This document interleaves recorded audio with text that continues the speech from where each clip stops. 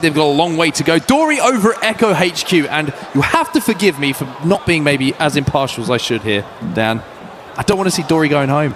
I don't want to see him going home right now. Not yet, anyway. I mean, if they get 1 point away and they get eliminated later, so be it. But I don't want to be the Dory pop-off. Right, exactly. I want to see them have the chance to at least watch and think they have the possibility of going through, even if it's unlikely.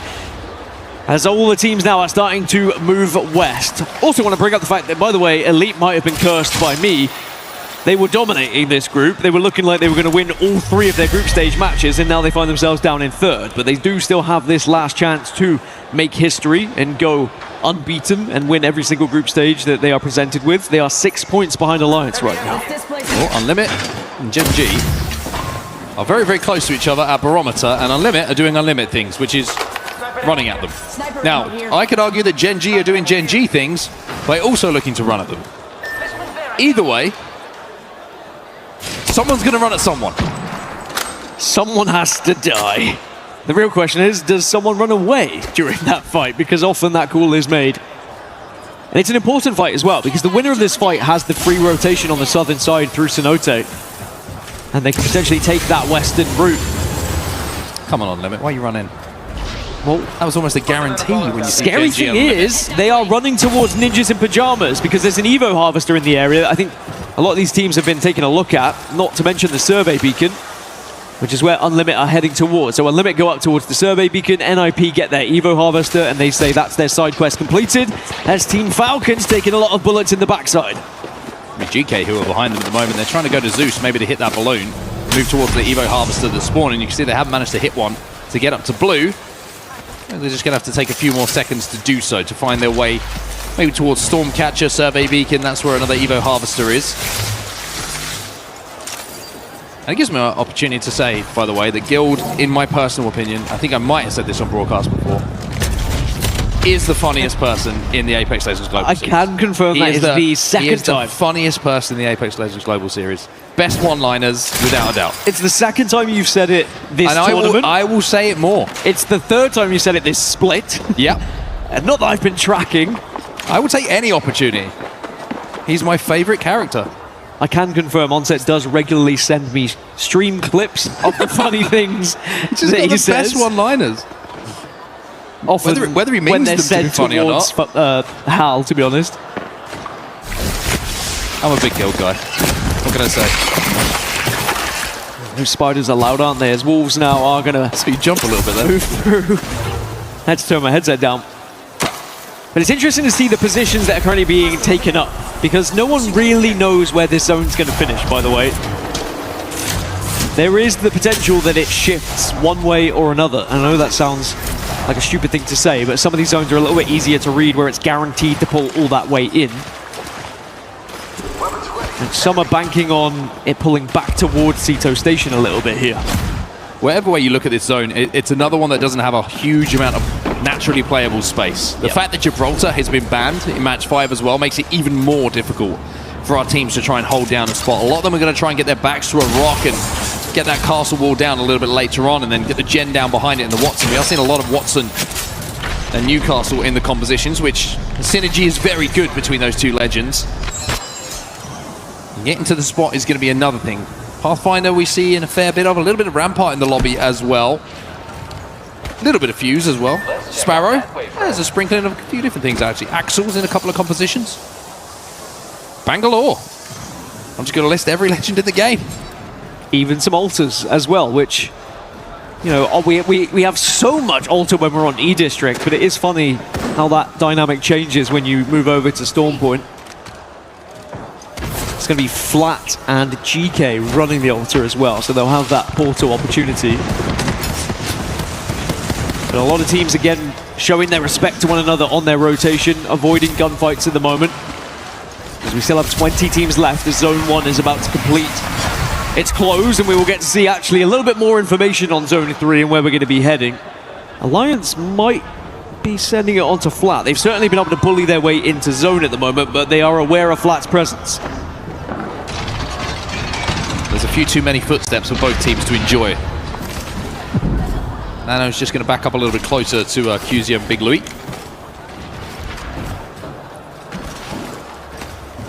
as we wait with bated breath to see where that next zone is going to be going. Are we hard pulling into Mill? Is it going to be down on that low ground where RRQ have actually moved to one of those eggshell buildings? Or are we going to go a little bit more into the open? Here we go. Well, we are going to RRQ by the looks of things. VP up on the God Rock in a fantastic position as well. So RRQ, who had priority to zone, they were dropping at Mill. They had the first position they could choose from. Potentially have been rewarded here. Now, for those who weren't able to get as far west, suddenly this becomes a little bit more tricky of how you approach. You'd like to think maybe you have an evac tower as a backup. To highlight, though, our team that is down in the danger zone, Dory. They are on a long old rotation down from Echo into Coastal. They are hitting as much information as they can, or perhaps, Mark, they're trying to keep their tournament alive for as long as possible here. The longer of match 6 they see, the more Apex they get to play. Low profile tactic. Well, I looked there and I was like, I swear they dropped over at Echo and they've only moved to Coastal Camp. But now they're into Barometer. Now they're into Barometer. More information. The snail rotate coming in from Dory. Dory opting to play the Newcastle Pathfinder Watson composition. It does offer them a lot of options for mobility and also some security as well, with the 2 defensive legends to work with. But Gen G, I mean, it's been an interesting journey for them leading up to this point. They're currently on 68 points on the overalls, which I would say is a dangerous total if they were to be eliminated here. With the teams that are still able to play, you want to push yourself up a little bit more. Just to give you an idea, the current cutoff for bottom 6 is 50 dead. But so many of those teams down in that area still have to play.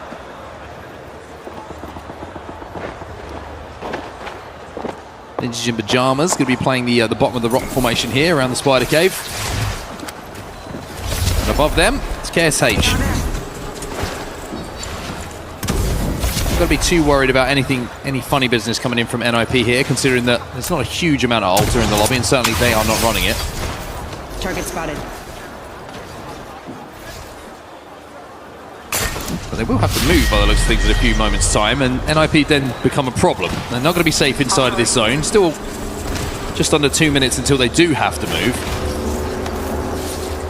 Ninjas in Pyjamas will be safe, but Kurosame Havoc is going to do something about them.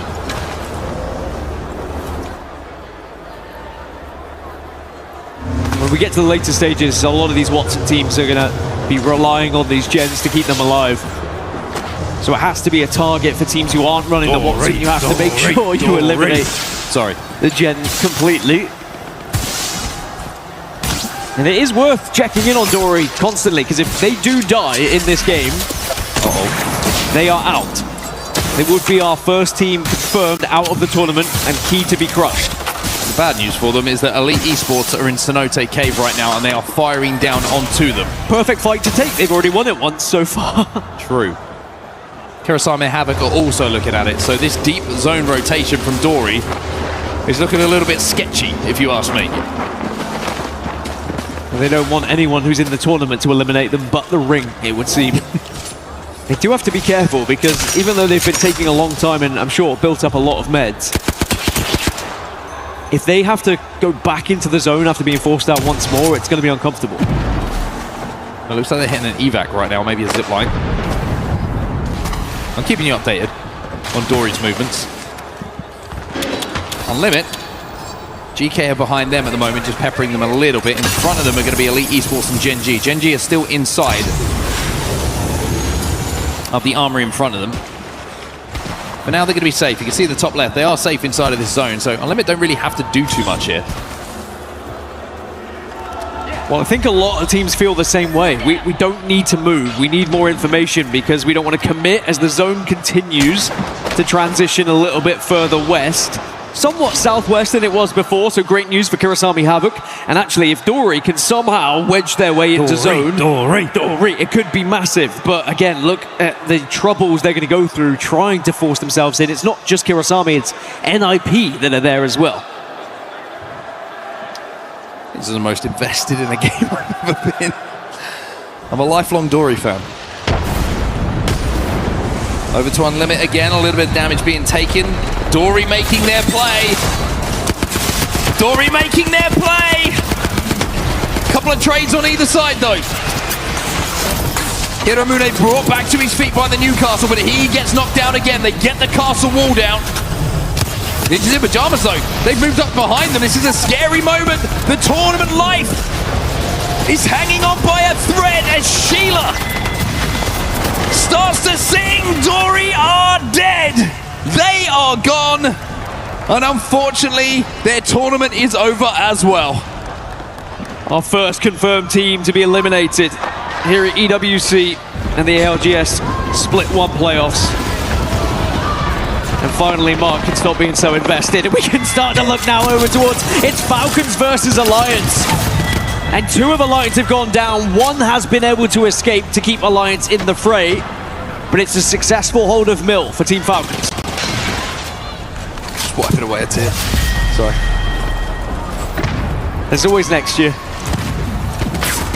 Maybe we can make a request that Mark has to crush the key of Dory. No. Come on now. Well, Falcons win that team fight, like you say, get some good damage, get a couple of KP to their name. Now, Gen G, they're involved in this fight around the armory. They've been trying to hold it for quite some time, and hold it they do. GK Esports will be eliminated second in the lobby. A little armor swap being dropped off. And the Dexter can grab that on his way back to his feet. Ziki pops the bat, and Gen G will hold. Yeah, some of these teams that are on the northeastern side are kind of in a bit of a skirmish. Here they are, Wolves versus Shopify Rebellion. Rebellion are the ones that are being held out by Wolves at the moment. They have the castle wall down and they are applying the pressure. So Shopify Rebellion looking to see if they can rotate around this mountain instead. Gen G are fighting once again by the looks of things, although that may have been a knock from distance onto Asia. VP from the Godrock starting to do some damage, and they're going to be real damage output masters with the position they have. The problem is the zone is pulling away from them, and Ninjas in Pyjamas now find themselves in prime position. Zone is continuing to pull towards them. For RRQ, they will have to move to the south, although they will be safe for the next zone. But Shopify Rebellion have got a long way to go. Team Heretics just been eliminated. And Zap is going to have to blast his way forward here with that Kraber in his hands. Unlucky still alive here for Alliance. Heretics eliminated on 66 points as a total. That is not a comfortable number to be on. They are certainly going to be watching with bated breath as we get into the next set of groups. Flat have just lost 2 as well. Falcons and Nemesis working hand in hand to eliminate them, so Flat do go down. Falcons have got quite the rotate to make as well. Now, How does have a zip line available. He's taken the purple perk to give him 2 of them. 1 has been used, but he's still got 1 in the arsenal of Pathfinder to use to get them a little bit closer to this zone when they have to make that play. But with teams still surrounding them, leaving at any point is a risk, taking that damage. It's going to make that landing a little bit more difficult to stick. And it's a very important game for Falcons as well, because even though they have most likely secured their spot in the match point finals, it's about being as high a seed as possible for that POI draft. You're not catching Elite Esports, you know that. You want to try and set the pace above the likes of AG Global and Team Liquid who go into this next series. Gen G are having a Gen G game right now where they're winning fight after fight. Unlimited are down, and it's Gen G again who will be the benefactors. Shopify Rebellion though, they're looking to swoop in. The Kickstart drone is down. Asia just about manages to take it down to 3v2 though, a 3v1. Dexter's on his own, and Shopify, you get the feeling they won't lose this one. Gen G are gone. They fall, but it's a better points total than they were about 20 minutes ago, so they may have just done enough. Again though, they will be keeping a keen eye on these next matches they're going through. Shopify Rebellion just forced their way back into zone now. I mean, they have to. They have no choice. Zone is at their back. Zap's got a Kraber in his hand. Zone is burning. Fuso is down, but Shopify just too much to ask. But by holding out Shopify, Kinetro Club have just been eliminated, and it looks like the boys are back in form. They had a couple of quiet games in Elite Esports. They're back in the game. Unlucky just falls for Alliance. The solo is dealt with, and Alliance will be gone in this lobby. 11 squads remain. Well, Alliance going down does give the opportunity to Elite to take the lead in this series now, as Virtus Pro also get eliminated. Could we see Elite go back to back to back with their group stage series and win every single one? Nemesis on the height, down to a duo. Inside of this building is RRQ. They've got here early. And down on the low ground underneath is Team Falcons.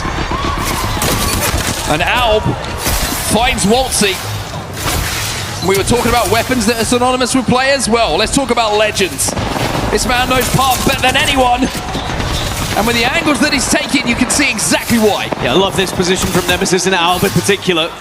But it's not going to be a safe one come this zone moving in 20 seconds, so they need to have a game plan in effect as Falcons still surviving, using the geometry in their favor here to survive. RRQ have just lost Pricey and Easy Flash, so they're going to be down to just a solo now. So difficult to push at this point, regardless of if you get that first knock, because you have Falcons underneath. Nemesis is a duo, by the way, doing a huge amount of work here. RRQ are going to lose Pricey, so now they're down to a duo. This makes Falcons' job a little bit easier, actually, on their rotate, knowing that there's two duos around them. Give you less inclined to try and fight, and having seen the damage been done, Falcons now make their play forward, but there's a lot of angles that they're vulnerable from. And Guild and How are both down to two different teams. Zip, zip, hooray. Both teams zipped in and both teams have gone down by the looks of it, or at least lost a couple. RRQ will be finally eliminated as well. That last remaining player could not get away. 9 squads now remain as Falcons also go down to Nemesis this time. Somehow, Nemesis are going on to Falcons once more. Team Falcons just been eliminated. A combination of the lobby taking care of the America's powerhouse. KSH, they're in a stinger bolt. And they managed to just about survive. Team Nemesis have fallen. Good KP picked up a couple of extra points for them as their way towards the zone was always looking treacherous. So now as we look at teams who have got a good position going into this final circle, NIP, Sentinels are in a good spot as well. Wolves are trying to hold out Elite at the moment, and it's going to be just kinda the last remaining player alive. And their chances of winning every single group dies with him, but it was still an incredible one, and they are still going to be the #1 team going into these next group stage matches. Wolves looking for another win. DK Gaming just been eliminated, but a much better game from them in the top 6. Cole is not missing, by the way, with that long ball up on the high ground. And Ninjas in Pyjamas, we mentioned how they're in the best spot for this game. They continue to be. They have the ultimate height that you can see on your screens right now, with RC below them, Wolves now below them as well, and Sentinels tucked in right alongside them. Kirasami Havoc, by the way, going into this game, they were very much at risk and vulnerable, and whilst they still will be in those dangerous numbers, they're at 67 points! Apex Legends is a horror game. Kirasami Havoc had no idea that RC were about to peek around that corner. And reject by name, they reject them trying to take their spot away. Have they done enough, Kirasami? It's a good match 6 from them to give them the chance. As now NIP, at the start of the day, it was a question of what if, but they have solidified their spot at least in the survival stage. Monsoon with the Mastiff, re-knock, Urice has to play behind the knockdown. Might be able to drag Fon back to his feet here, but it's actually allowed both players to get back up. Monsoon with a chunk! But here come Wolves, they swing to clean up the final pieces of both Sentinels and RC. Support takes someone somewhere. We'll have to see if there was a return address on it. Reject will be eliminated, and Ninjas in Pyjamas now versus Wolves Esports, and Wolves down on the low ground are going to have to watch NIP fall. This one might be a slow and painful death for Wolves. Lane's making a play here. They're just going to hold them out. There's one from Cole. And he's hungry for more. Cole wants to finish this off himself. NIP are back. They will win the final game here.